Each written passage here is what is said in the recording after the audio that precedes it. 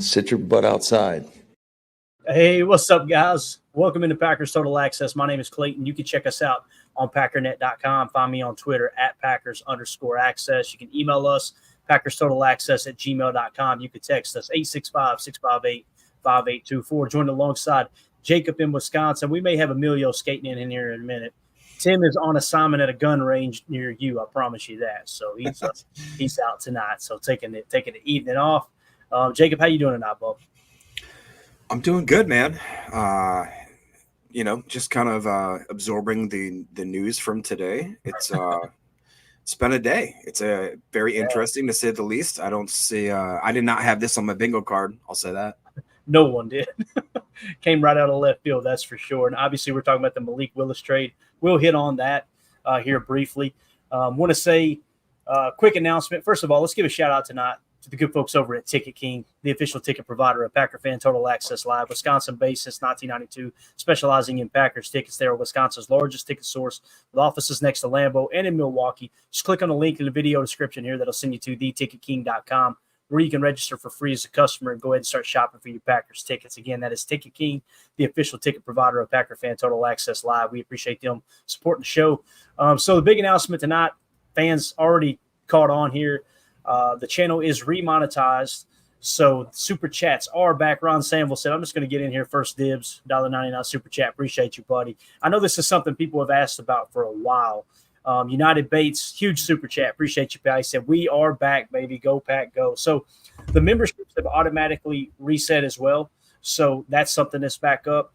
I've got to try to come up with a way to combine the memberships with Patreon somehow, some way. So this is what I want to say, guys. As far as the giveaways, the only way that I can be organized enough to orchestrate the giveaways that we're going to do for those who are supporting the channel, make sure you're a member of the Patreon group. Now, if you want to be a member here, we'll try to combine those accolades on down the road.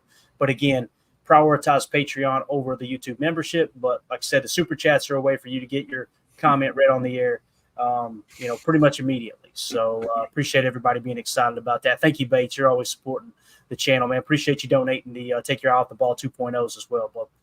So let's get to the big news here, man. Malik Willis trade, right? And like Jacob said, this came out way out of left field. Obviously, it was it caught me by surprise big time, Jacob. So it says the Green Bay Packers are trading the 2025 seventh-round pick for Titans quarterback Malik Willis. It seemed like he got one of two responses from Packer fans across the old Twitter bird today. It was either, hey, I really like this move, or this is stupid. Now, I'm definitely right in the middle. Like, listen, it was a seventh-round pick. It is what it is. And I know some people are going to say, Clayton, Anthony Johnson Jr. was a seventh-round pick. Kalen King, we were able to get him in the seventh round. Michael Pratt, right? Rasheed Walker. Yeah, Rasheed Walker. Great point.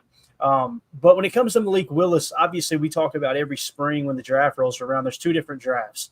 There's the NFL draft, and then there's the NFL quarterback draft, right? And typically quarterbacks are drafted one tier higher than their current tier of value. And every team is going to have different grades on different players from other teams, right? The one thing I wanted to point out here real quick, Jacob, was this made a lot of sense to me. What it says is Goody had a much higher grade than a seventh-round grade on Malik Willis. And it's easy to look at what Malik Willis has done these last 2 years in the league and go, man, he really hasn't done anything to perform.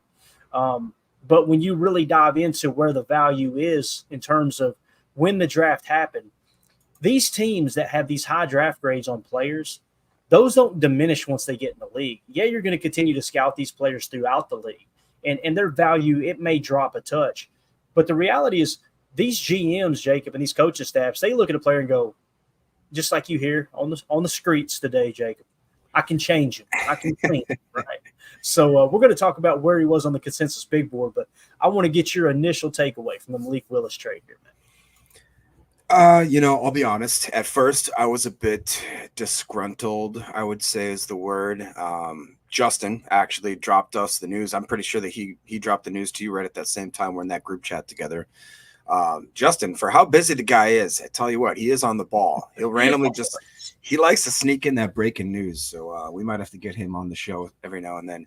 At first I kind of was taken back just because I'm a homer, I like Clifford. As much as I proposed, as you guys remember, DTR, trade for DTR, and I kind of got raked over the coals a little by just people saying that just wouldn't happen. It's not realistic. We got two quarterbacks. Well, here we go. We just literally almost kind of traded for a very similar mold of quarterback. That's a great comp.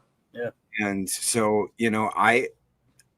I wanted to be, I am a little bit, I'm the word's not upset. It's just, I feel bad because basically I know that at least one of our quarterbacks is probably gone on to the next team. It just, to me, I don't see a way where we have Willis, Clifford, and Pratt going into this year. I just don't see that happening. I unfortunately think too that it's probably going to be Clifford that's probably going to be seeing,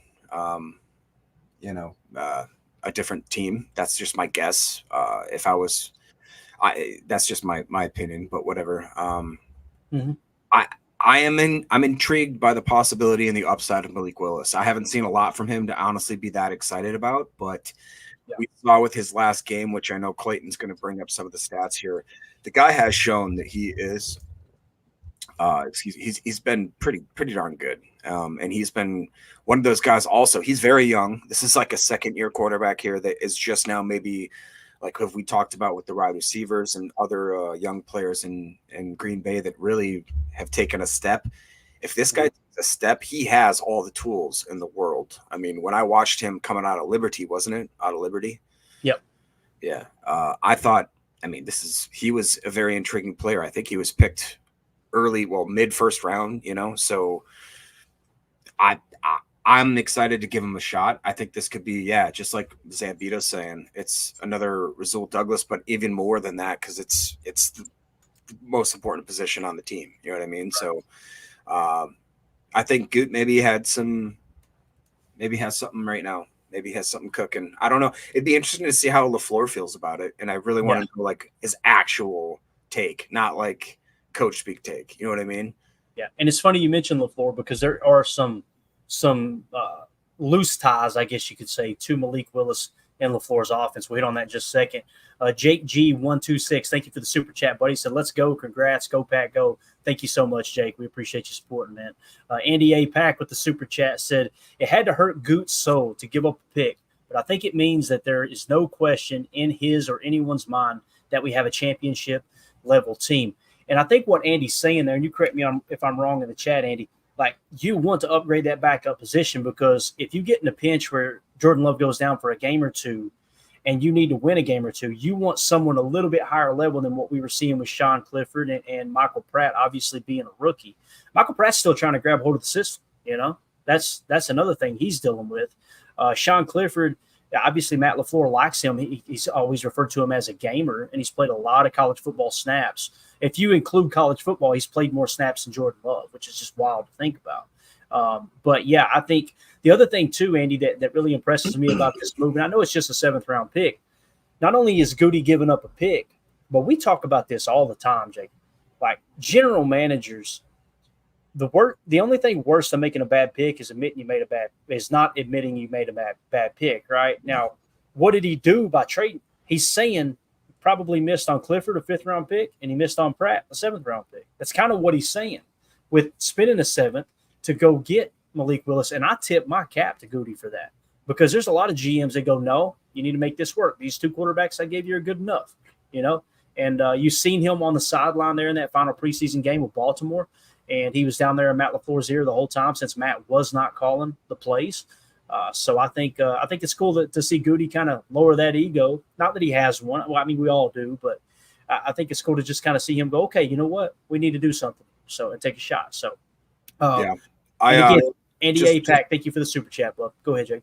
Yeah, sorry. I misspoke. He was the 14th pick of the third round. That's correct. Yeah.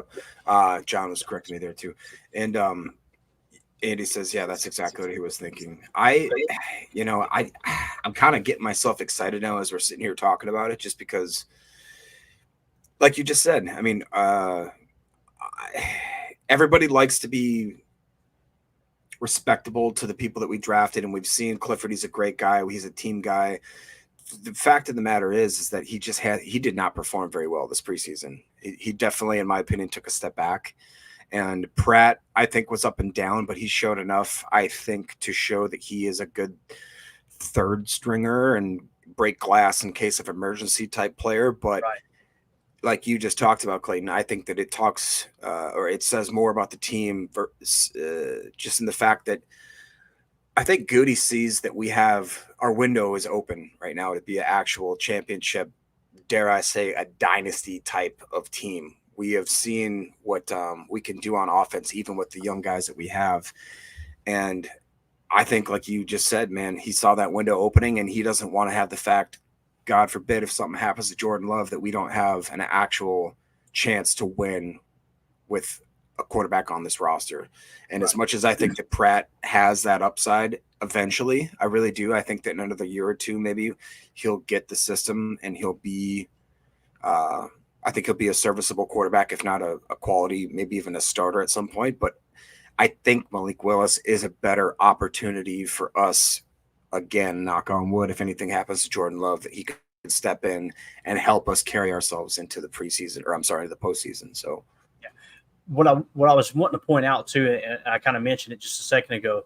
So Malik Willis, when he was drafted, right, if I remember correctly, Arthur Smith was still the OC in Tennessee. So for those of you who don't know, Mike Vrabel was the head coach. He hired Matt LaFleur as his OC. Matt LaFleur leaves Tennessee to go to Green Bay, and then Arthur Smith took over as the OC, who Arthur Smith was the tight ends coach under Matt LaFleur, if I remember correctly. Now, since then, Arthur Smith got the head coaching job at Atlanta.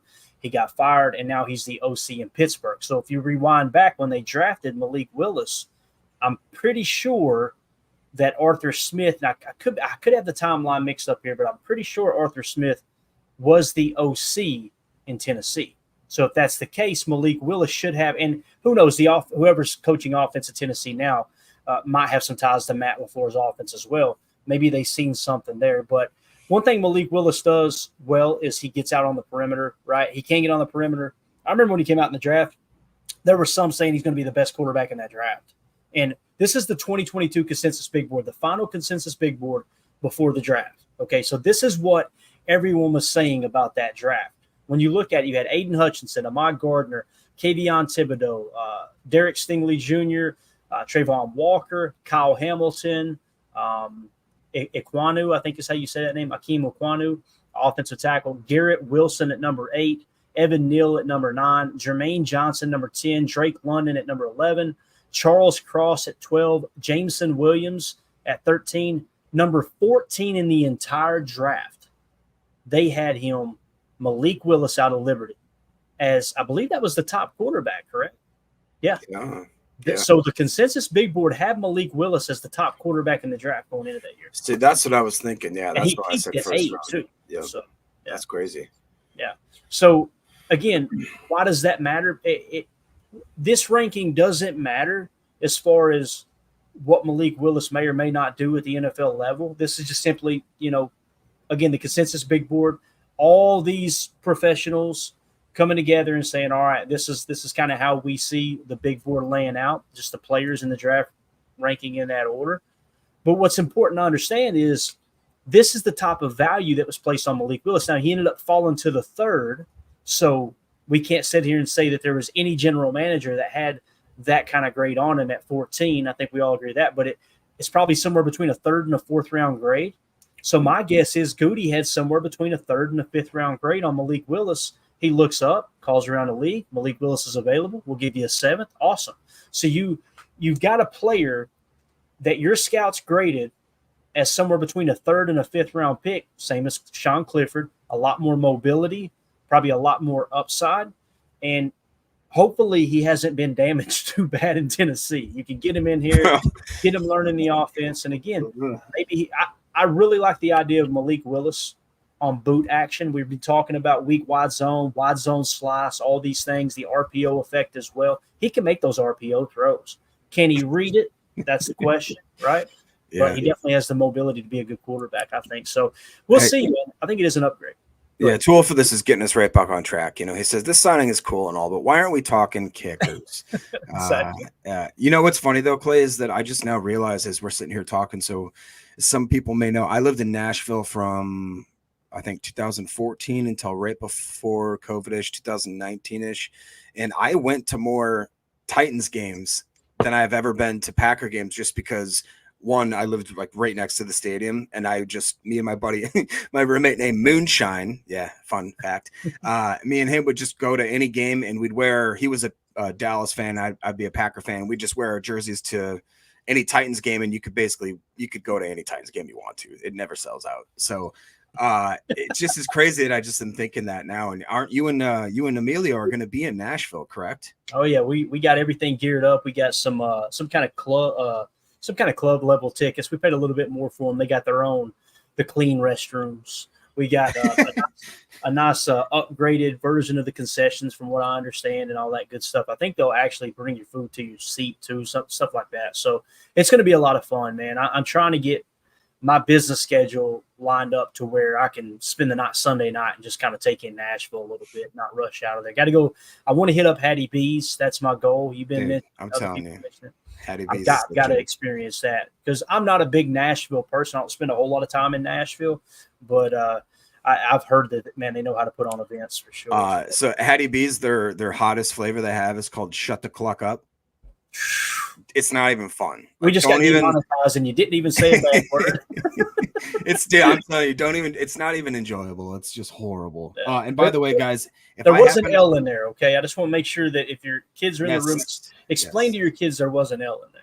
So yeah, why did the chicken cross the road, Clayton? Oh Lord, because oh my God, no. There you go, guys. If I randomly lose connection, I have the mother of all storms about to hit me at any moment here. So you had to get your chicken joke in, though, didn't you? I had to get the chicken joke in. But yeah. If you guys and gals would hit that like button for us, feel free to sub to the channel. We got a bunch of people in here. I think somewhere around 350 watching live. Appreciate y'all hanging out with us here as we're on the eve of roster cut. Now, one other thing I want to point out here with the Malik Willis trade, and before we move on. So when you look at these quarterbacks, this was a rough quarterback class. Malik Willis, right? Kenny Pickett, Desmond Ridder, Matt Corral, Sam Howell, Carson Strong, Bailey Zappi, Caleb Elibi, Jack Cohn from Notre Dame. That's a blast from the past. EJ Perry, Cole Kelly, Dustin Crum, Skylar Thompson, and then look at number 323, Brock Purdy. The guy that was on the consensus big board at number 323 ended up being a franchise quarterback. That is wild to think about. That's a weak class, dude. Really, that is really bad. I remember Greg Cosell saying he thought Kenny Pickett would go in the first round, and he did. He said, I don't think he's a first-round talent, but I think he'll go in the first round. That was the only quarterback that was kind of a little bit higher than everyone else. But, yeah, just kind of weak class. But, again, Malik Willis peaked at 8 that year, was sitting number 14. I think Goody said, you know what, it's worth the 7th to roll the dice there. So, there you go. There is your Malik Willis talk of the night. Well, actually, we got one more thing to hit on with Malik Willis. This is what Jacob was talking about. Again, his first 2 seasons in the league, he has been absolute cheeks. I'm not going to sit here and try to fluff it, okay?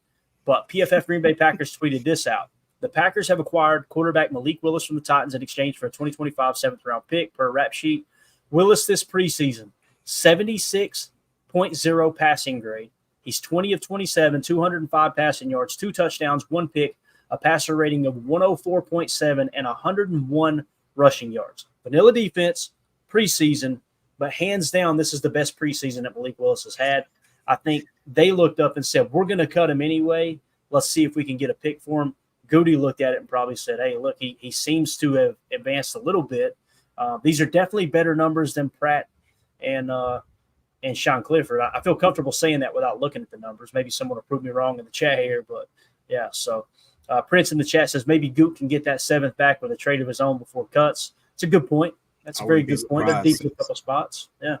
So since we were talking quarterback too, this rule kind of came down the pike. We've been talking about that emergency quarterback rule. Tom Pelissero tweeted this out earlier. Said, important note as teams construct their initial 53-man rosters, NFL teams were informed that the NFLPA vetoed the revised emergency 3rd quarterback rule that would have allowed teams to elevate a bona fide quarterback from the practice squad an unlimited number of times. So the rule reverted to the 2023 version, which says the emergency third quarterback must be on the 53-man roster, not an elevation. So for what it's worth, I don't know if that played a role maybe in Goot's decision, but it sounds like they did revise that or reverted back to the 2023 version of that rule. It's just worth mentioning there. So anything else you want to hit on as far as the Malik Willis news here, Jake, before we move on? Not necessarily Coach Malik. I was going to say, Coach Len right there saying Newman for a 7th. Any takers? I mean, he's actually played decent, hasn't he? Royce Newman. Well, here's the thing. His pass blocking grade was okay, wasn't it? This last game. We're going to look at the preseason grades here in a minute, so I'm eager to see that. I keep saying that, like, Royce ain't that bad, but I'm thinking Sean Ryan when I say Royce Newman. I feel like Sean Ryan has played a little bit better. What's Royce grade out better than Sean Ryan? And we'll all be confused here in a minute. But I think what Coach Lynn was saying there too, Newman for a 7th, any takers, meaning we'll give you Newman and our 7th if you'll just take him.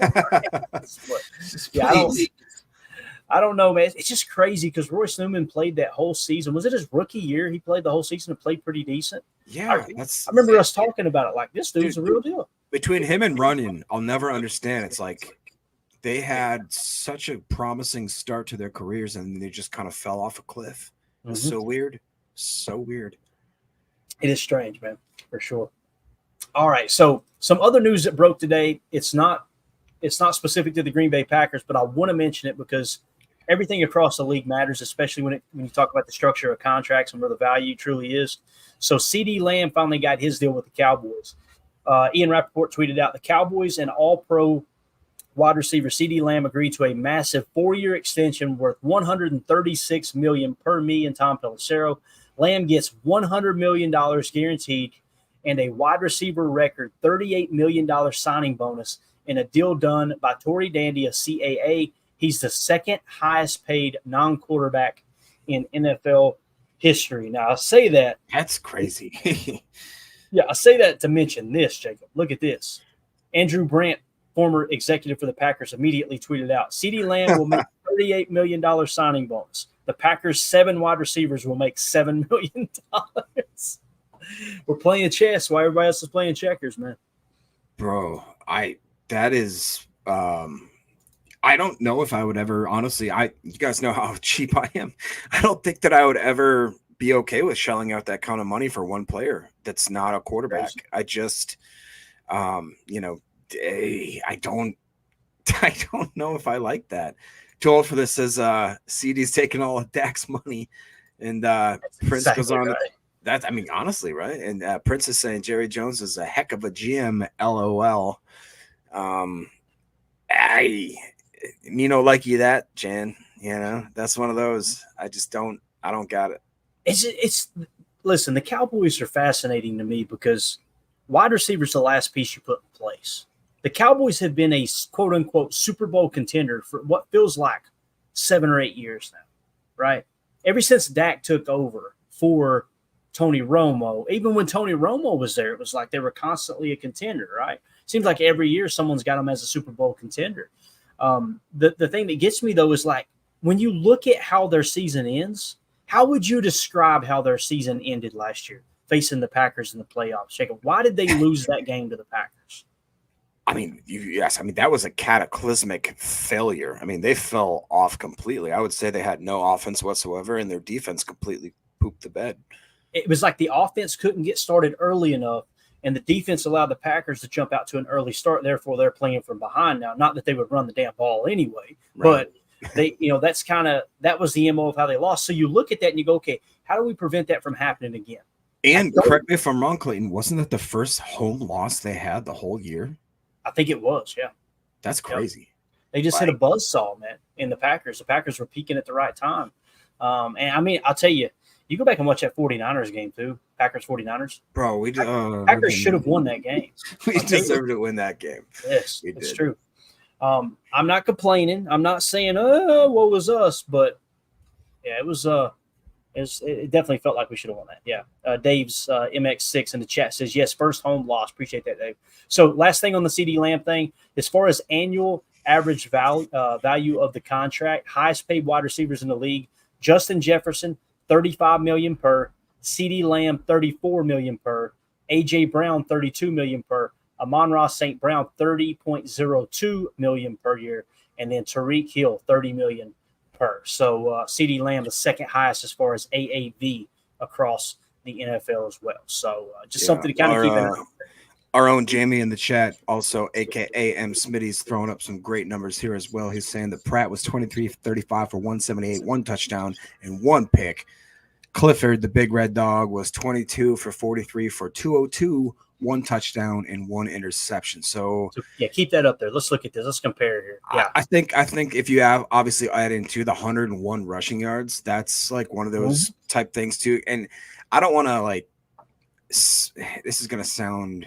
Here we go. No, it's nothing bad. It's just like when you have a starting quarterback, you want him to really be careful with his body and not be running. Like if you got a backup though, that's like, hey man, we just need you to win a few games here and there for us. Like I feel like Malik Willis is the type of athlete that he would literally just be like, I'm gonna do anything I can to get y'all to get this win, kind of thing. Where he'll run, he'll put his body on the line, he'll be when necessarily he wouldn't have to if he was starting 17, 18 games for us, you know what I'm saying, in a regular season. He knows that he's an athlete. He can outrun a cornerback. He's got maybe 1 or 2 games that he has to win for us, and he's like, I'm going to do everything I can to get you guys the win. I mean, you just see it right there. 101 rushing yards is nothing to shake a stick at for a quarterback nowadays. That's pretty impressive. It's hilarious. I went into the show going, it's not a big deal, Clay. It's not a big deal. Don't make a big deal out of it. Now, you said it pre-show. Tom Clements is going to get his hands on this kid. Guy, dude. Like you don't know what's going to happen, right? And again, I'm not saying he's going to compete with Jordan Love for his job. Please, we got 220 million reasons why he's not. But if he has to win a game or two, what I see with those 101 rushing yards, Jacob, I immediately think, how many third down conversions were in that? You know, where you get in a 3rd and 8 situation, they play the perfect defense, he scrambles for a first down. That's huge. That is really, really huge. Talk about deflating a defense. That'll do it real quick, bro. You know what? Also, too, is like, I bet you we're not figuring that, he's sitting there and don't get me wrong. Like I said, I lived in Nashville, love it, love the people there, but Nashville, Tennessee is not an NFL town. It just isn't. No, it ain't. No. And this guy, I'm sure, understood that he was going to be a backup there. Best case scenario, he needs Will Levis to have a bunch of stuff go wrong. He's probably happy as all get out to know that he goes to basically a quarterback factory, which has been that way for the last 35 years in Green Bay. Even your backups. Like, people forget that we had Kurt Warner, Mark Brunell, Aaron Brooks.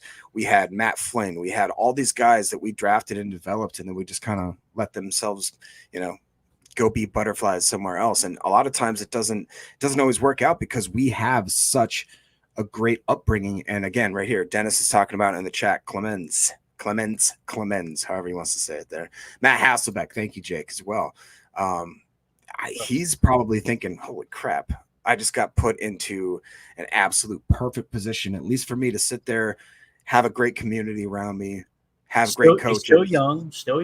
Very young. Wasn't he drafted 2022, right? Yeah, 2022. Yeah. Let's go. That's awesome. Yeah. And to get to learn behind Jordan Love, who's one of the up and coming franchise quarterbacks in the league, it's a pretty good situation to be in. And again, you trade a 7th for him. Green Bay does have a history of flipping quarterbacks, right? There's no 2 ways about that. I mean, you mentioned Matt Hasselbeck. You could go all the way to those guys. Like, there was a ton of them that came through, and some of them they didn't obviously trade and get draft capital for. But like Aaron Brooks was here at one point, if I remember correctly. I don't know if you guys remember him. Played for the Saints. Kurt Warner was in camp way back in the day. Mark Brunell was in camp. He was a backup for a touch. Like we said, and then you think, okay, well, that was Ron Wolf, Mike Holmgren, Clayton. Okay, fast forward. Remember Matt Flynn? They flipped him for some picks. It may be a situation like that where you look up in a year or two, and again, I don't know how many years. He's got 2 years left on his contract. That's what's wild too. If I remember correctly, and I'm not going to take the time to pull up Spot Track, but I'm pretty sure this year's cap hit $1.1 million, next year's cap hit $1.4 million. You know how many teams across the league are shelling out $5 million plus for backup quarterbacks? Oh yeah, and that's just another way Goody's cutting costs, and he's got a high ceiling, so somewhat high ceiling, I should say. Again, I don't want to. Remember Detmer? We had Detmer at one point too. Remember that? And we had freaking Doug Peterson. Remember that? Yep. Doug Peterson was pretty bad, though, I will say. Doug Peterson, He had his Hey, moment. I remember him going in the game and thinking, hey, Doug's been behind Favre forever. They were best friends on the team, right? Doug was actually the one who fielded the call on the golf course when they found out Brett's dad passed away, and he was the one who told Brett, like, they were that close. But then Doug would get in the game, and I'm like, that dude has a noodle. Then he goes on to be a great coach, right? So wins Super Bowl. Doug Peterson, though, you talking about a class act. Love that dude. Love how he's so open about his faith and everything too. Pretty cool. So, all right, Mark Zambito, let's clean up the chat here. Said Torrey for a 7th. I would take a 7th for Torrey. I would. I don't know how you feel, Jacob, but I think he's. I don't know if he'll get signed or not, to be honest with you. But now you're getting to the point where you're so deep at wide receiver. How many wide receivers you want on your practice squad? Well, and that's the thing is, I think that like I think we said this to each other is. Samori Toure did nothing wrong in his NFL career with the Packers. He literally just had so much talent around him, right? That the guy, I mean, and he honestly has done, I think, enough to be a wide receiver 4 on many other teams, if not a wide receiver 5, wide receiver 6.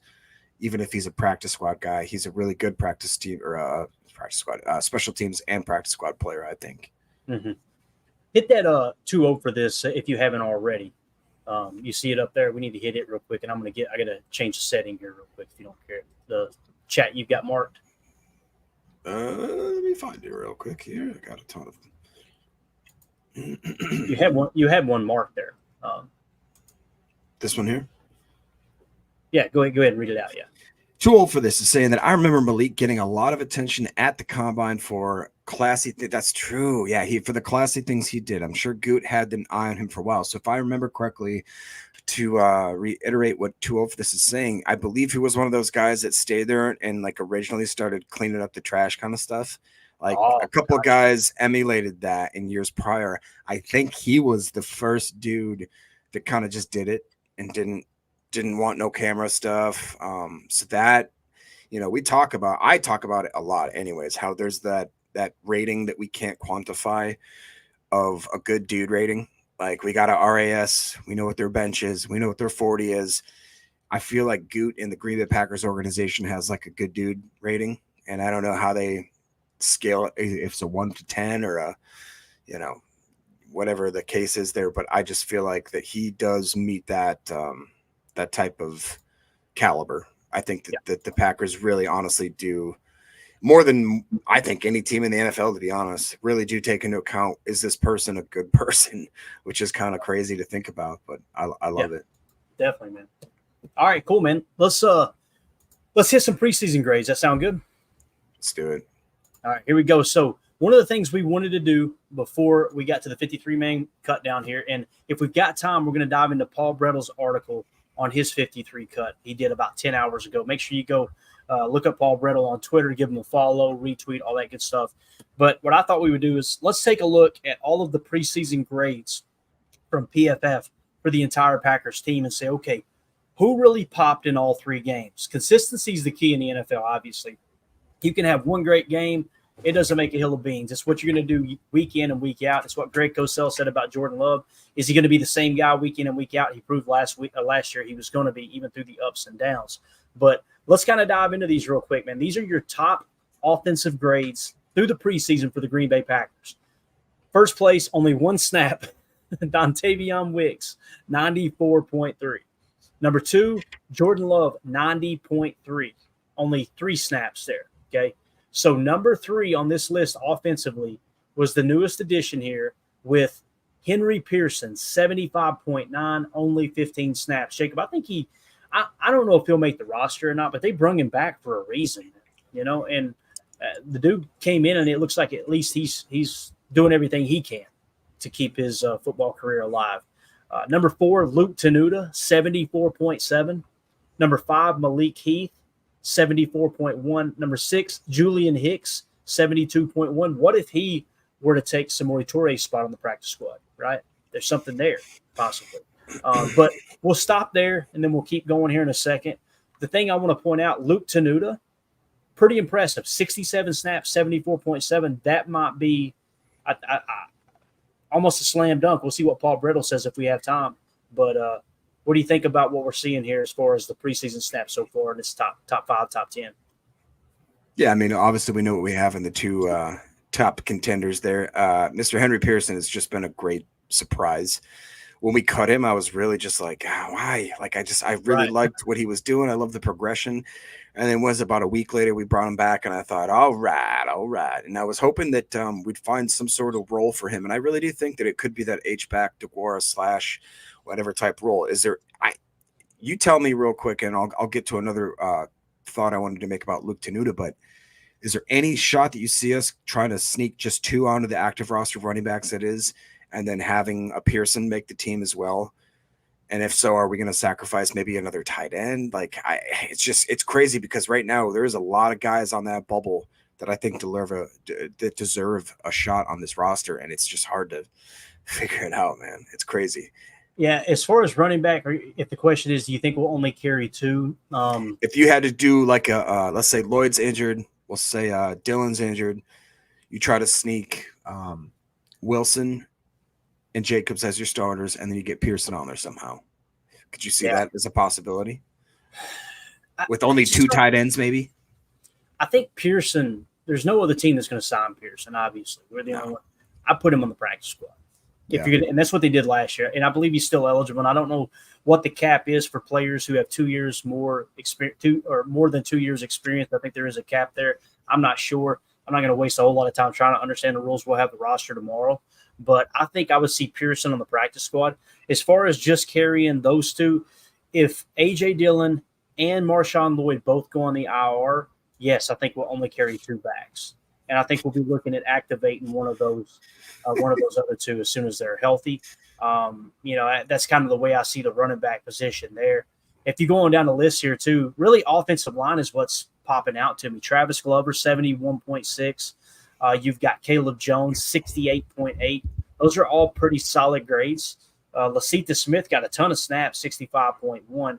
But really, when you look at it, Caleb Jones, Travis Glover, Luke Tenuta, they all put on a hell of a show in the preseason as far as consistency, according to PFF. Yeah. So those three guys kind of really pop out to me, Jake, because when you're looking at a backup left tackle, right, who's going to be your backup left tackle? We talked about Andre Dillard potentially being that. But then you look up, and here comes Caleb Jones, 81 snaps, pretty solid, 68.8. Maybe he can be your backup left tackle. I don't know, man. Yeah, it's nice to at least have options, and I really am impressed with – I mentioned it at the beginning of camp. I know we had a conversation about it, the Luke Tenuta thing, how like last year all of a sudden they were very high on him. He had those injuries, and it just seemed like he fell away, and nobody talked about him for basically this whole offseason, and he quietly performed. He's the fourth best, as far as PFF is concerned, which obviously take it with a grain of salt. But I thought that he played quite well. 67 snaps is nothing to shake a stick at. I'm more impressed and more happy with the progression of Travis Glover, to be honest. I know that's an Emilio guy there, and I really like him. And Jacob Monk, I don't see him ranked where I'd like to see him, but I've been more. It's just as far as an eye test goes, I like what I see out of him. So I really do feel a lot more comfortable with the depth. If you guys know, if you watch this show for the last few weeks, I've been kind of hesitant on being confident in the backup in the rotation we had at offensive line. But honestly, lately, I like the way that I've seen out of Tenuta. I like what I've seen out of Glover, like Caleb Jones, like you just talked about. Even, your guys like Lasita Smith, I see him being a practice squad guy.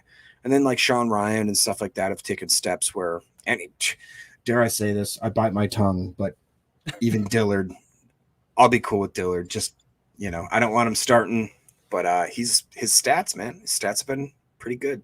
So, yeah.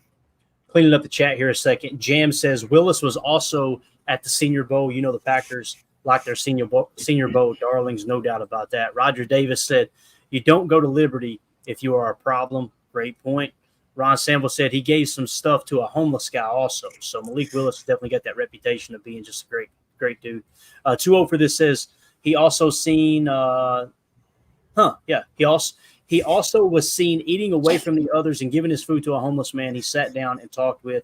Dude is a good person. So that was the story we were just talking about. Good stuff. Greg Ross says, I bet they put two running backs on IR. It's kind of feeling like that. Yeah.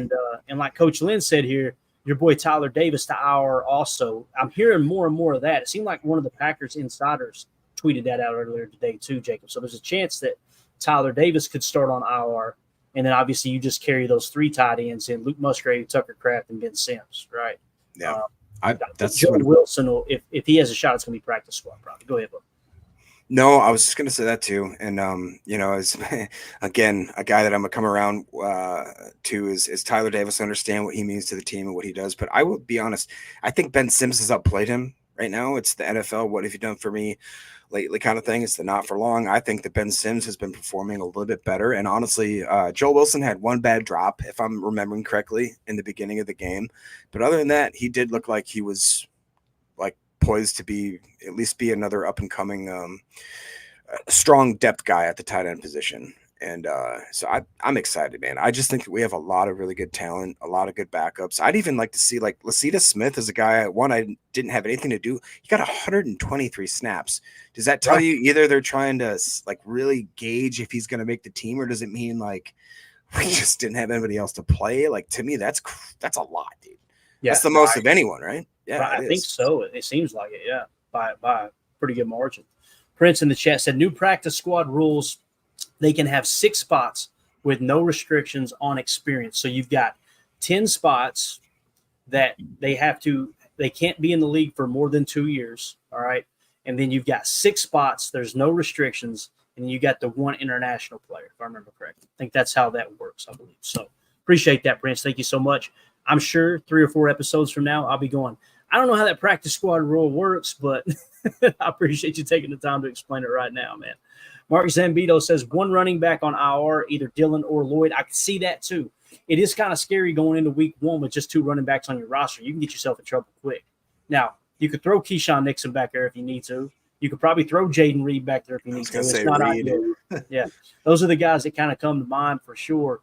But yeah, I imagine that's probably what they're thinking, Mark. I think you're spot on there, man. I think they're probably sitting there going, okay, if I had to pick one of the 2, I think Dillon would probably be ready and Lloyd would go on IR with the hammy. I hope that's not the case. I really want to see Marshawn Lloyd sooner rather than later. And the main thing I want to see is, knock on wood, I want to see if he's got that fumble issue buttoned up from college, right? Because that was a real issue. It was really the only negative when it came to Marshawn Lloyd. He can catch the football in the backfield. He can make guys miss. He can run zone, but he run a lot of power, a lot of GT power. So he can go specific gap design. He can play zone, right? So we'll see how that shakes out. If you guys would, we got a bunch of people in there. We're closing on 500 viewers. Take a quick second, hit that like button for us. We appreciate y'all hanging out with us. Feel free to sub to the channel.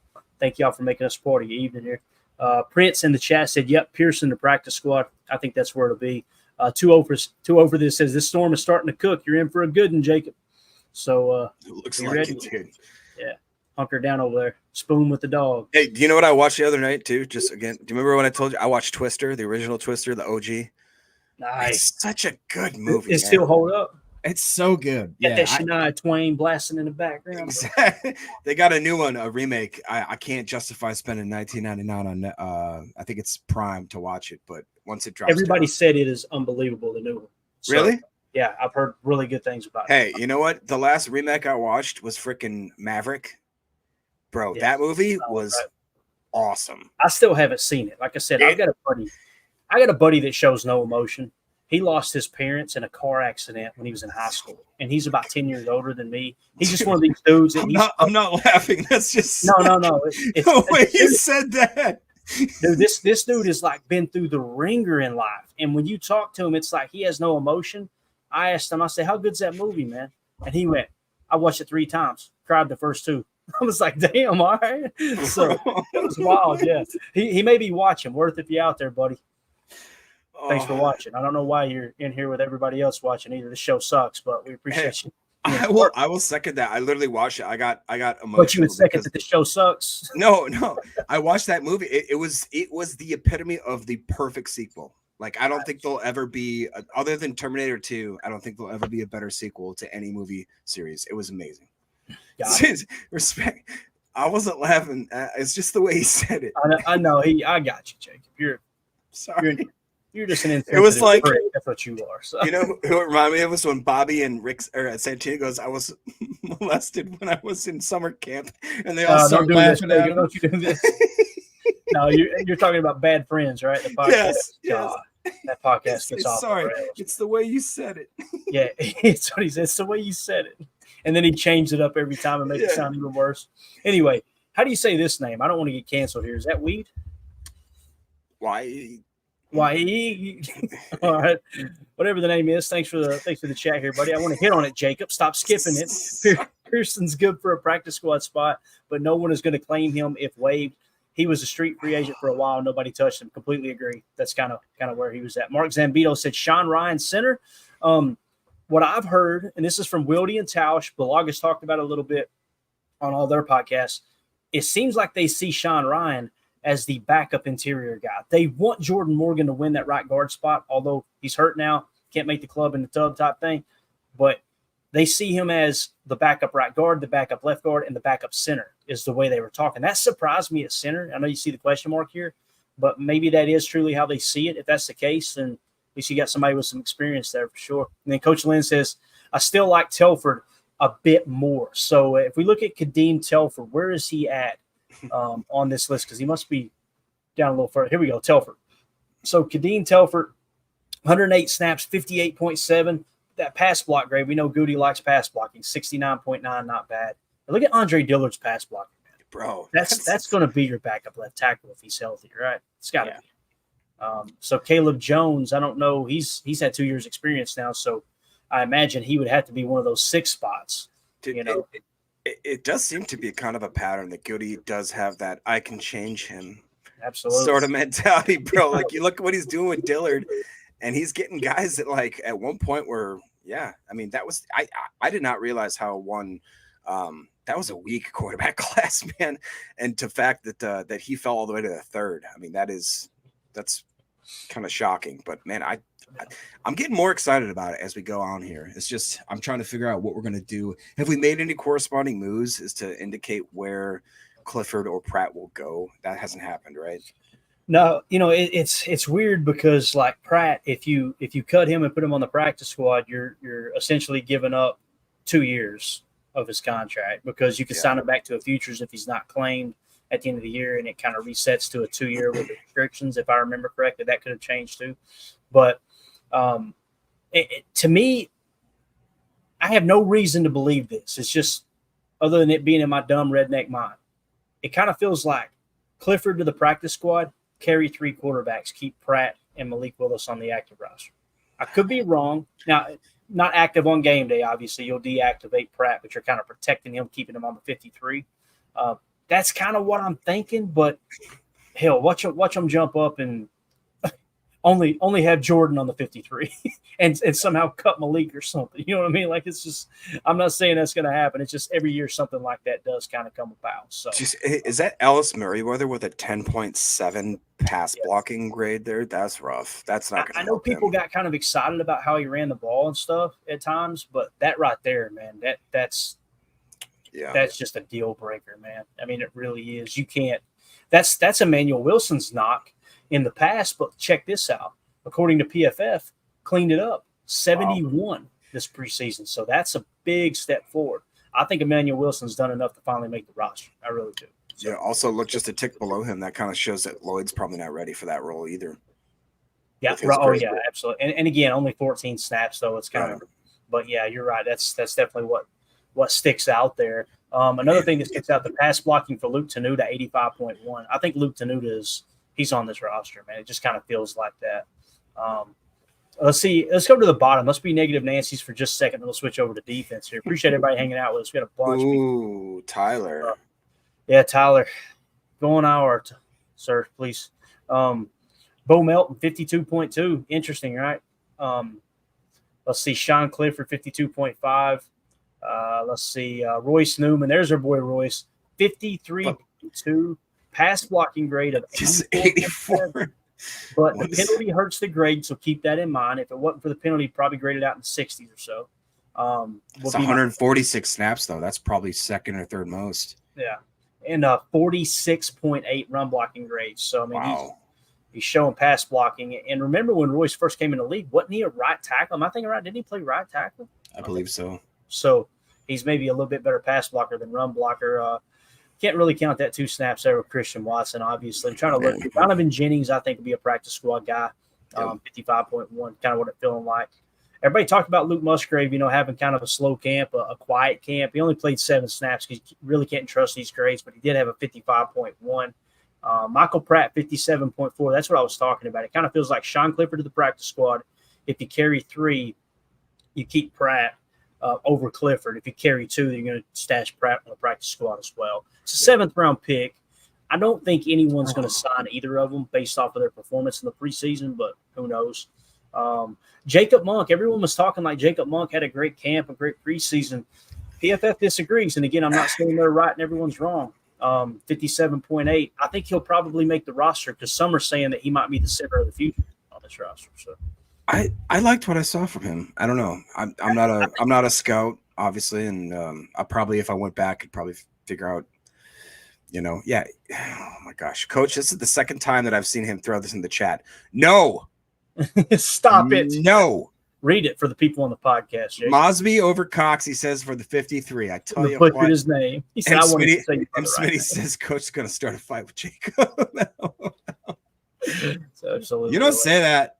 You don't say that. You don't say that.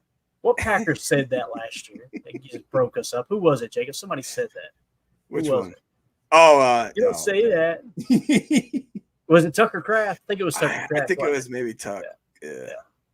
Anyway. Hey, Dave says PFF's wrong on Monk. I agree, Dave. I tell you, man, I have not heard one human being talk bad about Jacob Monk this preseason. Let's go. PFF's the only thing that's been negative, so hopefully it's the outlier. The chat agrees. Obviously, we must be better. Yeah, so hopefully that's the case.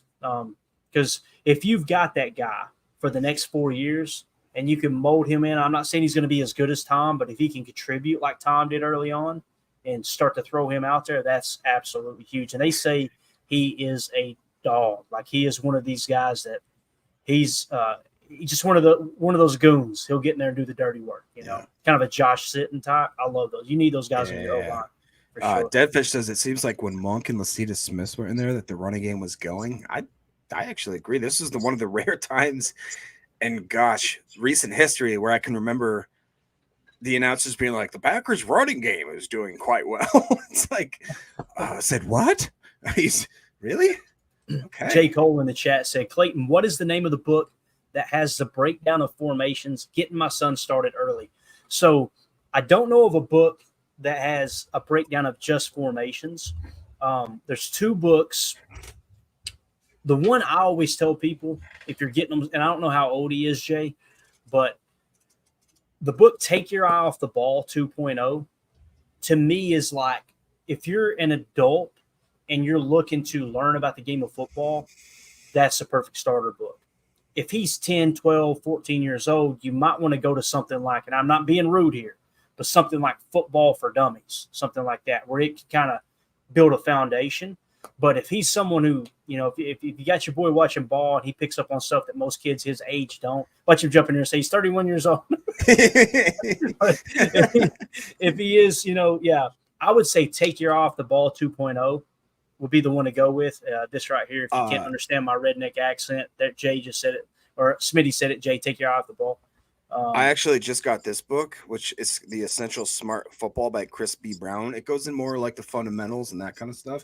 There's also one called Blood, Sweat, and Chalk that's illustrated by Sports Illustrated, and that goes into the original formations and coaching, kind of like Take Your Eye Off the Ball does. But if I had to pick one, I definitely would start with Take Your Eye Off the Ball. Look, this is my Take Your Eye Off the Ball. I had the playbook. Oh, that's nice. Yeah, and it's got like worksheets and stuff in it you can use. I've had this thing since like 2009. It's awesome.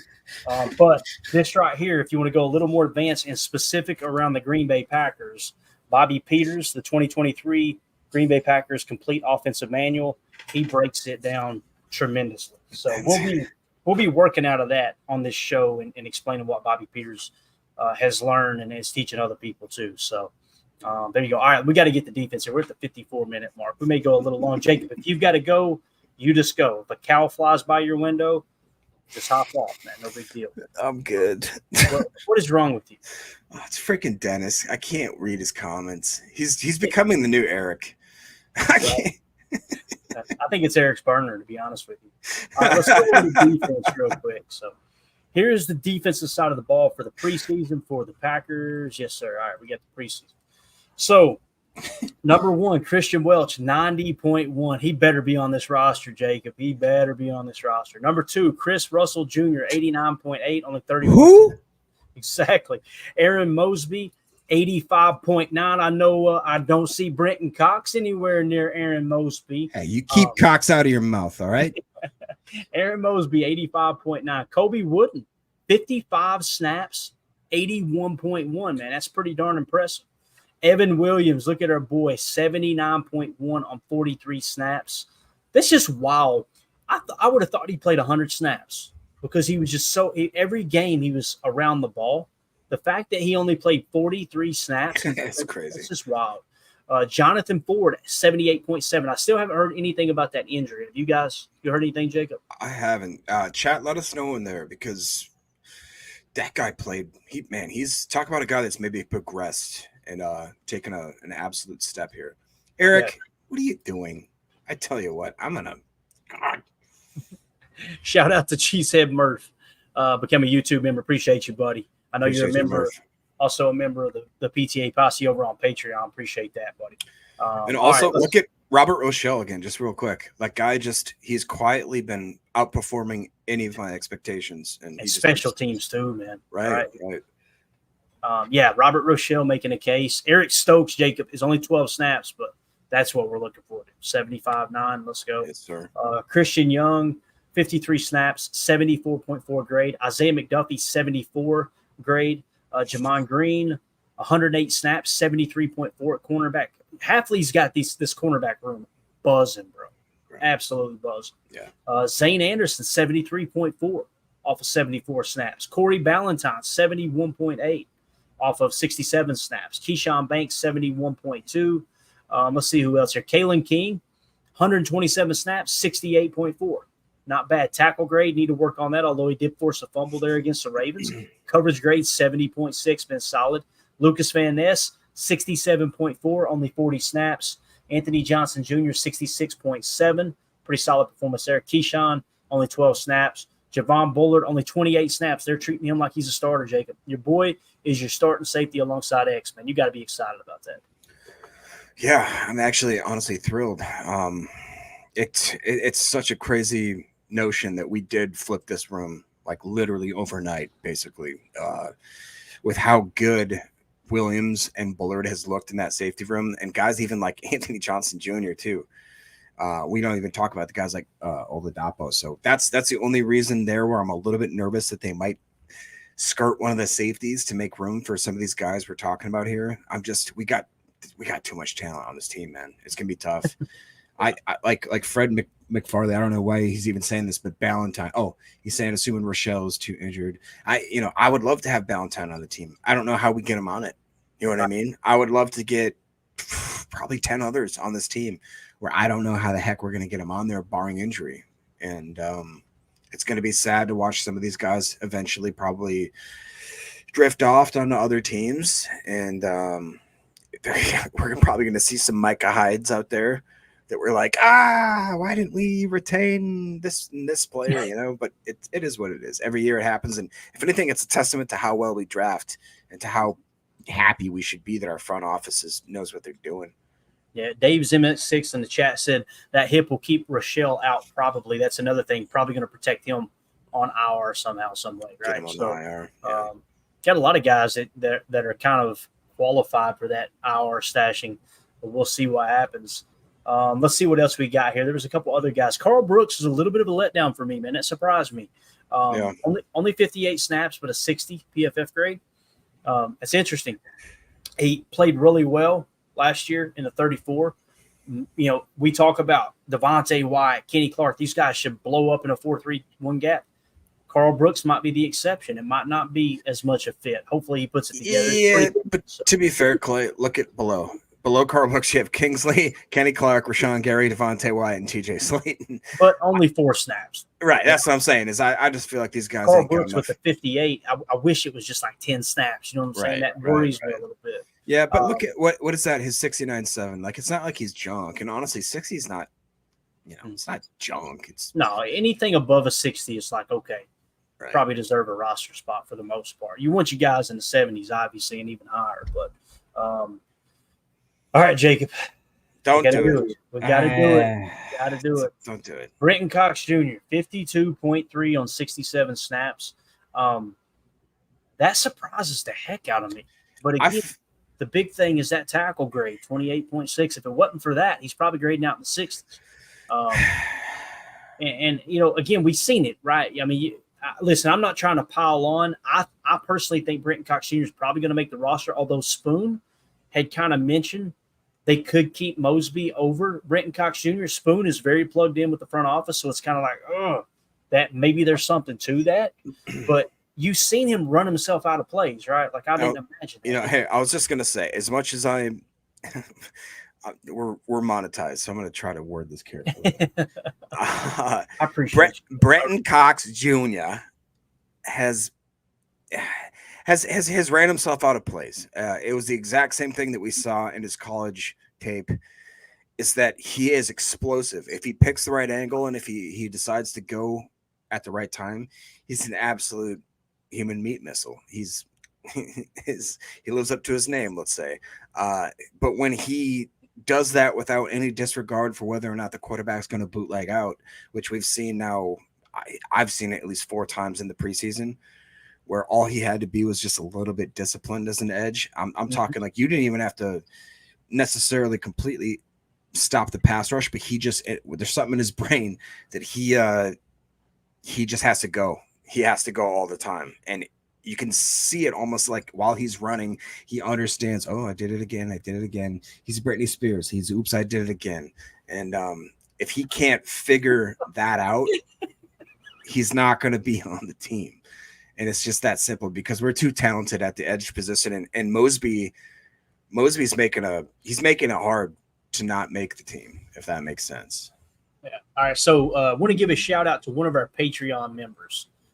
And that's our good friend T. Rattler. He may be here in the chat too, but he had posted in our PTA Patreon group that Easton Butler had a little bit of inside information potentially. Easton Butler's been spot on the stuff that he's had. He's one of my favorite follows on Twitter. It must have happened when we went live, or maybe I missed it earlier, 2 hours ago. So rookie Marshawn Lloyd is expected to begin the season on IR according to sources. So Easton Butler throwing that out there. If that's the case, it's AJ Dillon.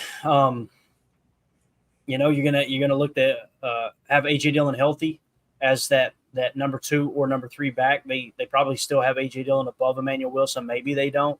But it could be something that you keep one of these other running backs on the practice squad and activate them on game day, right? That could be the case too. So again, shout out to T. Rattler. Appreciate you. And if you guys and gals are interested in joining the Patreon group, we got a QR code right here. Just scan that in the upper right. That'll send you to patreon.com/Packer Fan Total Access Live. You can, or just Packer Fan Total Access. We got 3 tiers you can join. If you're a member of one of those 3 tiers supporting the channel, you'll be entered into giveaways in the future. We got some really cool chats set up. We got a fantasy league, all that good stuff. It's just a really cool community. So again, you could just go to patreon.com/Packer Fan Total Access, or just search Packer Fan Total Access on Patreon. We appreciate y'all for sure. Let's get into the special teams real quick, Jacob. Hold on. We'll move on to another article. Prince, because I was told there'd be no Brittany talk tonight. Leave Brittany alone. Leave her alone. You remember Actually, that? we shouldn't have left her alone. That chick needed some help. It's clear now. She needs to go back to that dude that did that video. I shouldn't say dude. That person, I don't want to be rude, but he is from like 20 minutes where I'm living right. Like, he's in our area. When that video went viral and they like, he's from the area, I was like, what? Really? Okay, is he in the no, house don't, with you don't, right now? don't you do it, Jacob. Don't you do it. Nothing inappropriate, sir.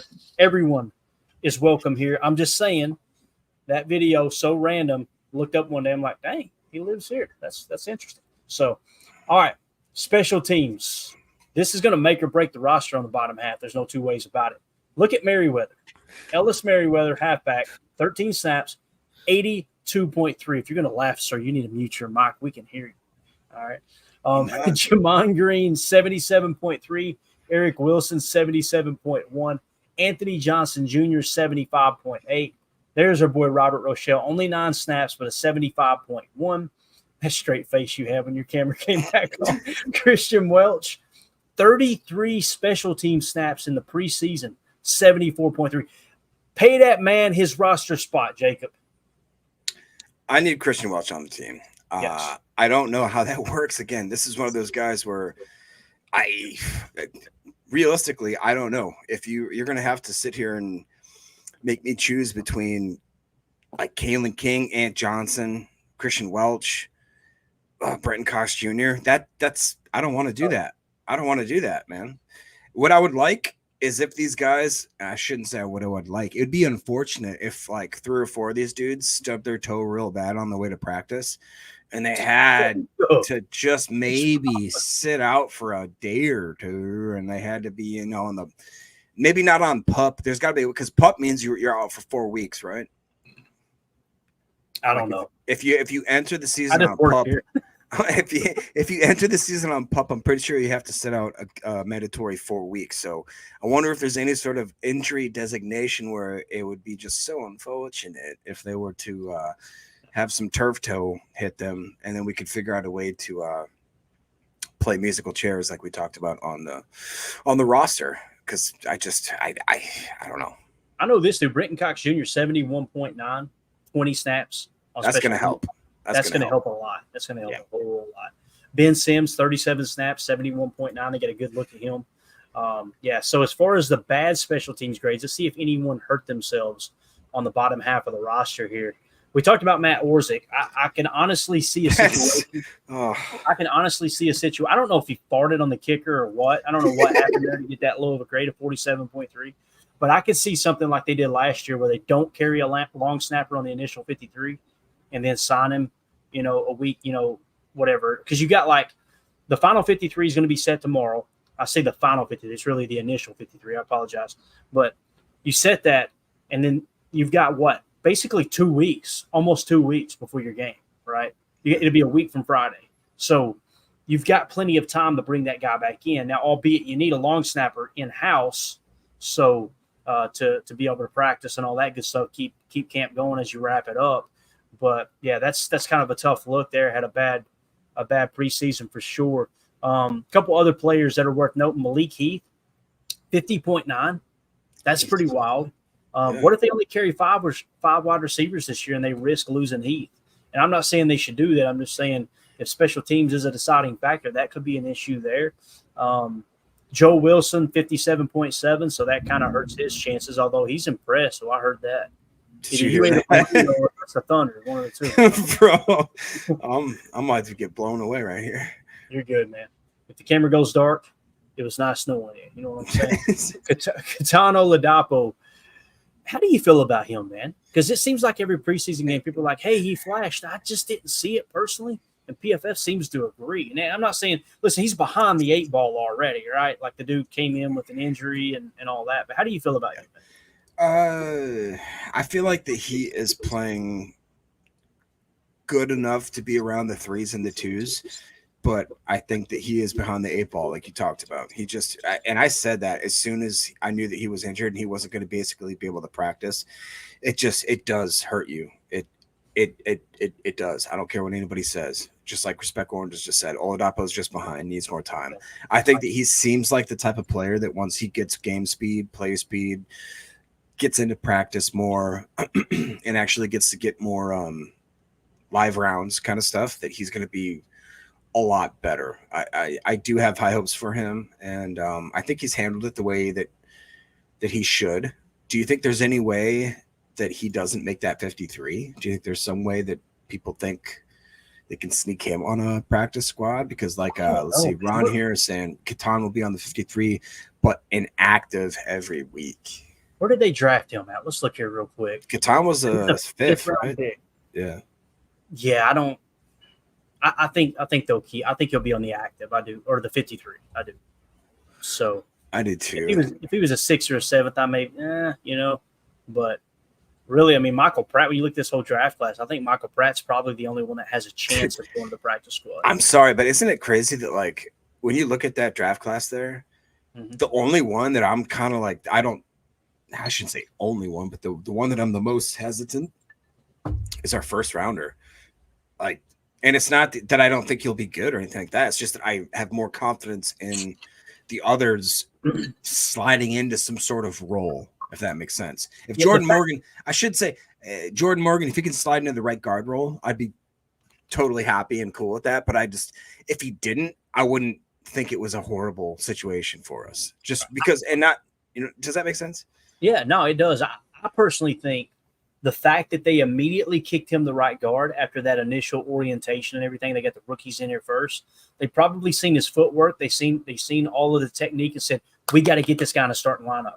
He's not better than Rashid right now, but we got to get him in the starting lineup. That's what it feels like. I feel perfectly fine with Jordan Morgan just because actions speak louder than words, and it seems like the coaching staff's actions when Jordan Morgan was healthy was they really believe in that kid to be a starting right guard. So that's kind of where I see him at. So one or two other players here, I'm trying to think that may have hurt themselves that's in the bottom half that might not be on the roster. Let's look at the kickers real quick. I know it's been a topic here. Anders Carlson finished with a 60 special teams grade. Greg Joseph finished with a 60, so it was pretty much the same. It's a push. So I just wanted to kind of check that. And special teams grades are a little bit wonky with PFF, but it is what it is. So there you go. We're going to go rapid fire, Jacob. I want to hit on this article from Paul Brettel real quick. If you got to go, you go. But I'm going to I'm good. All right, good deal. As long as the power's on, right? That's all that matters. Yep. So let me get this set real quick.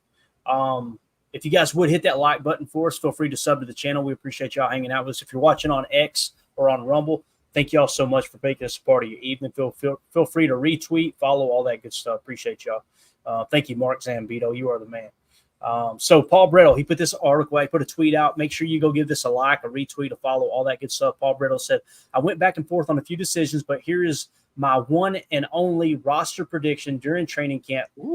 Dive in at ESPN La Crosse, Wisconsin. All right. So we're not going to read the entire article because I want to respect Paul, but I also want to promote his stuff because he is one of my favorite reporters when it comes to the Packers. We're going to hit on who he picked on his 53-man roster here. As tomorrow, the deadline is what time, Jacob? 3 Central, 4 Eastern? Yeah, that's what I was thinking, yep. All right, so here we go. I don't want to spoil it. We're going to try to do it in a way where we can kind of key in on each position individually. Quarterbacks, he's got 2, Jordan Love, Michael Pratt. Well, obviously that has changed. The article was written before Malik Willis trade threw us all off, right? So Malik Willis will be on this roster. We know that. The question now is, will Michael Pratt go to the practice squad or will they carry 3 quarterbacks? All right. Next on the list here, running back. At running backs, he says 3. Josh Jacobs, Emmanuel Wilson, Marshawn Lloyd, with A.J. Dillon going to IR. A.J. Dillon's got the stinger. Here's the thing. Many people don't know this. The stinger was what kept him out of the playoffs last year. So this is a reoccurring thing. And Matt LaFleur is very vocal about it. Like anytime you got something that's reoccurring, it's very concerning. So maybe Marshawn Lloyd will be ready. I don't know. Although Easton Butler's information that he tweeted out, this tweet right here just about 2 hours ago, was definitely more recent than Paul Brettel's Final 53. So he said his sources are that Marshawn Lloyd is expected to begin the season on IR. So there's a chance they only carry 2 running backs here, or A.J. Dillon might be a go. We'll see. So Prince in the chat says 3 p.m. Then waiver wire claims by noon Eastern on Wednesday, I believe. So you basically got roughly 24 hours after the 53-man roster is set for everyone to clear waivers, and then you can sign your practice squad guys. Essentially what that means. So those first 2 position groups, Jacob, like I said, we'll go rapid fire and get you out of here before the storm hits. Quarterbacks keeping 2. Obviously, that changes with Malik Willis. But running backs, how do you see the running back room there, man? What do you think? Do you think it's a crapshoot, right? Because we don't know if these guys are healthy. Well, that's the thing is I would almost put more money into the pot of Marshawn Lloyd being on some sort of IR or something like that with Dillon. Especially because now, like we just said, man, there's so many guys who are trying to sneak on this team. Obviously now, like the quarterback thing, I really haven't processed it yet, to be honest, man. Like it just seems so out of left field. It doesn't seem like maybe somebody in the chat, like M. Smitty or somebody like that, could figure out when was the last time we traded for a backup quarterback in Green Bay history. I can't remember. I think it was Brett Favre. That's what I'm saying, bro. That's something like 35 years or whatever. I could be wrong, but I think it was Brett Favre, man. So that got me thinking, hey, Kaiser, that's a great, is that right? Wasn't Deshaun Kaiser Was that a trade? One of Ted Thompson's? I believe he got him from the Browns, if I'm not mistaken. I could be wrong. No, they definitely got him from the Browns. I just don't know if it was a trade. There we go. Here, Weed said the same thing. Traded from Kaiser. So it was a trade. Okay. Traded for Randall. Yeah, they traded Demarius Randall for him. Yeah. Okay. They traded Poopy for Puke. That's what they did there. What happens? All right. Listen, I don't have a quarter of the talent they have. Obviously, I'm just joking. Think about that. That's one of two positions type trades they've made at that. I mean, that's kind of crazy. So it is. On the tight end from Paul Brettel. He says 3 tight ends. Luke Musgrave, Tucker Kraft, Ben Sims, designated to return from IR will be Tyler Davis. I completely agree with it. What do you think, Jake? Yes. I didn't say you had to like it, Jacob. I said, do you agree with it? I do, but I think this could be a situation here where they're trying to sneak Ben Sims on the practice squad, sneak Tyler Davis on the IR, and use that as another roster spot advantage to try to get carry 2 else. Yeah, carry 2. Got it. I can see it. You never know, man. Wide receiver, 6. We've got Christian Watson, Romeo Dobbs, Jaden Reed, Dontavion Wicks, Bo Melton, Malik Heath. It's hard for me to argue with that. I think there's a slight chance Malik Heath doesn't make the 53, but I think Bo Melton's a slam dunk. What do you think? Bo Melton played just too good the last game. Malik Heath has played just too consistent over his career. He should be a wide receiver 4 on most teams. He's our wide receiver 5/6/7. He deserves to be on this team. Got it. All right.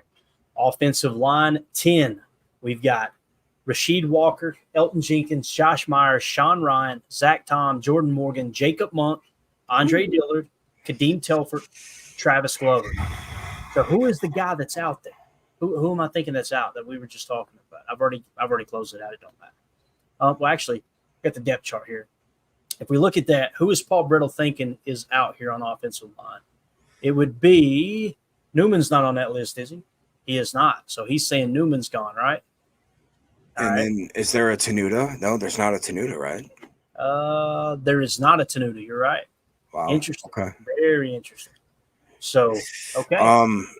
Yeah, that's I can't help but agree with that. As much as you guys know, I've had issues with Andre Dillard, but a freaking, what do you have, like an 84 pass blocking grade? You can't. He was the best we had. I can't kick him. I can't kick him to the curb after that. And Kadeem Telford, I mean, he looked great. I have to agree. I have to. All right, good deal. Give a shout out to Josh Vallanningham, becoming a member here on YouTube. Appreciate you, Josh. Thank you for supporting the channel, buddy. You are awesome. All right, so next, defensive line. Kenny Clark, they're keeping 10. Holy cow, that seems high. That seems high. Hold on a minute. Let me think here. No, you got edge. They're combining edge and okay. All right, so 10, Kenny Clark, Devontae Wyatt, TJ Slayton, Carl Brooks, Kobe Wooden. Those are all your interior guys, okay? Once again, interior defensive tackle. Kenny Clark, Devontae Wyatt. People on the podcast are like, man, Jacob's gassy over there. No, that's the fun part. Kenny Clark, Devontae Wyatt, TJ Slayton, Carl Brooks, Kobe Wooden. Hard to argue with that. Then at the edge position, Rashawn Gary, Preston Smith, Lucas Van Ness, J.J. Enigbare, and Brenton Cox Jr., Jacob, making the roster. So Aaron Mosby, obviously, they're looking to put on the practice squad here is how Paul Brettel thinks it'll go. I ain't even going to ask you if you like that because I know you do. Linebacker, 5. Quay Walker, Isaiah McDuffie, Eric Wilson, Tyron Hopper, and Ezrin Cooper. He doesn't have Christian Welch on the roster, bro. Man, it's tough. That is tough. I do think that there's a situation where possibly they try to again do the old stub toe theory, and they sneak The old somebody banana here. in the tailpipe. Yes,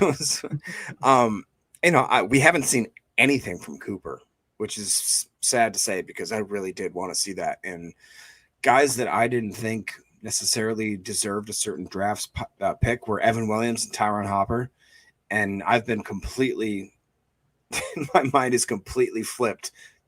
You know what I'm saying? Like Yeah. I now think I'm an idiot. I'm like, why did I not know that Tyron Hopper and Evan Williams were going to be awesome? And that just goes to show, guys. Every single year, we sit here with the drafts and we say, "Oh, that was a good pick by Goody." Ooh, golf clap, golf clap. And then all of a sudden, like one or two of them happen, and we all think, "Oh, we're so much smarter than Goody for these picks."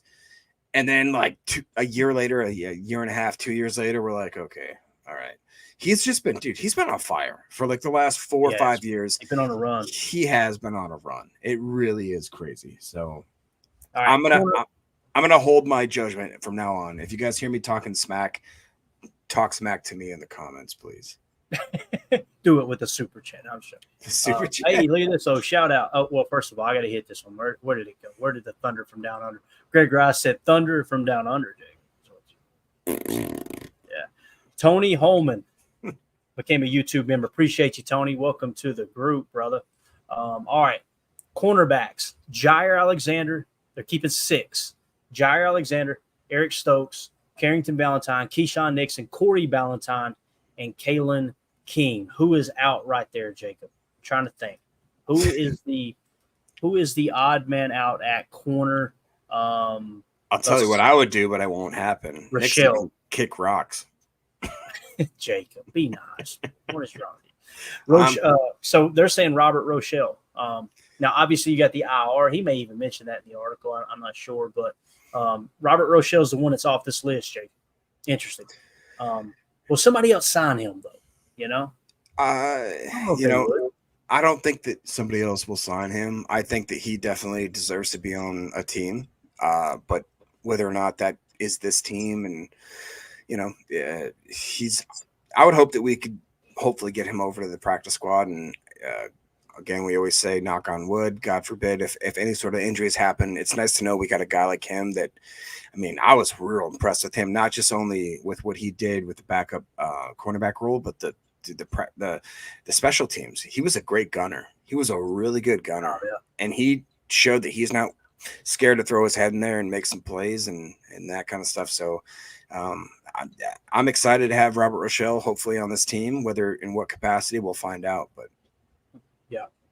Greg Rice says, does Paul still hang out here or does he have a different name? I think he's talking about Paul Brettel. Is that what he's talking about?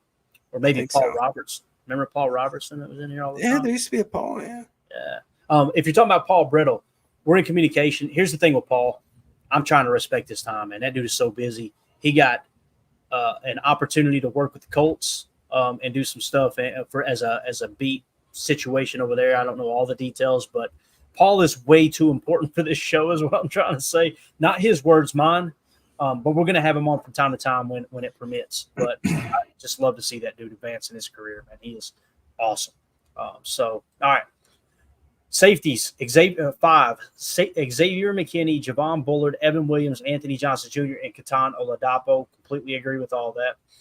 Specialists, they're saying Anders Carlson, Daniel Whelan, and Matt Orzik. So I could see Matt Orzik, like I said, not initially signing him and then bringing him on in a day or two. We'll see how that shakes out. But anything you want to add to those last two positions, then we'll get out of here. Man, it's going to be tough, just the safety position. I would really be shocked, but I wouldn't be at the same time as if we tried to sneak 4 on and one of those guys we tried to slip onto that practice squad. I just don't know who it would be. Do you think you have a better chance? Chat, let us know as well. Anthony Johnson Jr. or Katan? Which one can you slip onto the practice squad? At this point, I'm kind of leaning towards Katan. I think you got to carry 5, man. Do you gotta? That's me. I think that Anthony Johnson Jr. has shown enough. Katan Oladapo's got a little bit of upside there. Again, Katan was like my third? I think my third best safety. Bates out here doing Bates stuff. What the heck, buddy? It's unbelievable. You shouldn't have done that. Thank you, Bates. Gifted 20 Packer Fan Total Access memberships. Thank you so much, Bates. We appreciate it, buddy. So you're going to have a random badge in here. You're a member. Congratulations. So again, I'm going to try to include the members of the YouTube channel along with the Patreon group in the giveaways. I just got to figure out how to do that. As of right now, it's going to be the Patreon members. But Bates, thank you so much, man. Really, really appreciate it. Look like Drew D got one. Good stuff. Dennis Shook got one. God, Yep. Oh no. So let's see here. Katana Oladapo, 1, 2. I had Katana Oladapo as the third best safety in the draft, and he was highlighted in magenta because it means he was a visit. They had him in as a visit, and he was a Senior Bowl guy. And they love both of those. I don't think he's going anywhere, bro. Shavink's got something to say about that. He goes, wow, more people on waving Oladapo train. I think it could happen, and Packers Twitter might go nuclear. I don't want it to happen, Jake. Just better not touch my Home Depot, man. Don't touch my Home Depot. Don't do it. Yeah. Hey, as long as he sticks with don't the team. Don't say that. You should say that. You don't say that. I screwed it up. Let's get out of this. Show sucks. What are we doing? All right. We're out, guys. Appreciate everybody hanging out with us. This was a lot of fun. Special shout out, United Bates becoming a member. United Bates with the super chat. Jake G126 with the super chat. Andy with the super chat. Ron Samble with the super chat. Cheesehead Murph becoming a member. Josh Vallanningham becoming a member. Tony Holman becoming a member. And then, of course, Bates out here just doing what Bates does, gifting 20 memberships. Thank you so much, Bates. We appreciate you, buddy. Look forward to meeting you, hopefully for the draft, man. We need to meet up. I want to buy you a cold one for sure, man. But that being said, gang, we're out of here. We're going to try to start doing these shows about an hour and 20 minutes. That's the goal. Some of the guys may hop off early. There may be nights we don't make it happen. Really what I'd like to get to doing is a 2-hour show, but you guys know how schedule, family, all that stuff is. So, but thank you all so much for hanging out with us. Jacob, you got anything else, dude? No, man, we made it to the freaking season, dude. We made it. And it was, anyways, we're here. Tomorrow's going to be a tough day. So it is, all I will say is that let's all maybe go into that with a level head and try not to be try not to cut Oladapo. Let's don't do that. And then let's you don't touch Oladapo, you don't touch Mike Cox. All right. You don't do that. Brenton Cox Jr. Oh, jeepers. And I'm just saying tomorrow's gonna be a tough day to be real. That money, Bates. Those memberships just went. Brenton Cox Jr., who is a player on the Packers. But honestly, though, tomorrow's going to be tough, and we're going to have to deal with a lot of hard cut downs, and it's going to be bittersweet, but we're going to have to find out who our team is, and then we're going to go forward from there. So onward and forward, as they say. Yeah.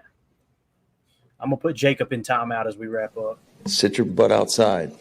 All right. So, guys, appreciate everybody. We will see you tomorrow, 7 p.m. Central Time, for another episode of PTA Live. Thank y'all all so much for the congratulatory comments on the channel being back all the way. So took a lot of effort, a lot of time, a lot of emailing, but got it done. Love it. So, we will see y'all tomorrow. For those of you listening on the pod, seriously, thank y'all for always supporting the channel. We really appreciate it. I say the channel because the podcast it's the lifeblood of what we do.